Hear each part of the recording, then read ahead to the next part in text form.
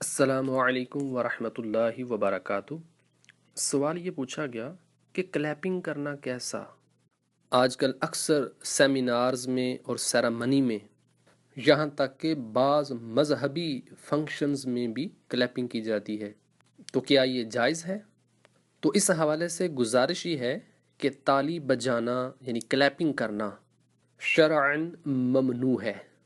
اللہ تبارک و تعالیٰ قرآن پاک میں ارشاد فرماتا ہے وَمَا كَانَ صَلَاتُهُمْ عِنْدَ الْبَيْتِ إِلَّا مُكَاءً وَتَصْدِيَةً، یعنی اور بیت اللہ کے پاس ان کی نماز صرف سیٹیاں بجانا اور تالیاں بجانا ہی تھا۔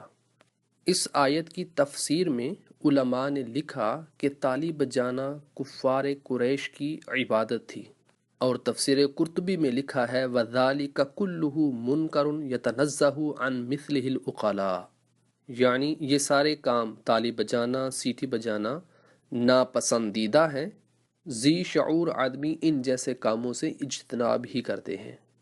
اسی طرح رد المحتار میں ہے وَاسْتِمَاعُهُ كَالرَّقْصِ وَالسُّخْرِيَّةِ وَالتَّصْفِيقِ، اور آگے جا کے لکھا فَإِنَّهَا كُلَّهَا مَكْرُوهَةٌ لِأَنَّهَا زِيُّ الْكُفَّارِ، یعنی ممنوعات شرعیہ کا سننا جیسے ڈانس کرنا، ٹھٹھا کرنا، تالی بجانا، یہ تمام کام مکروہ ہیں اس لیے کہ یہ کفار کا شعار ہیں۔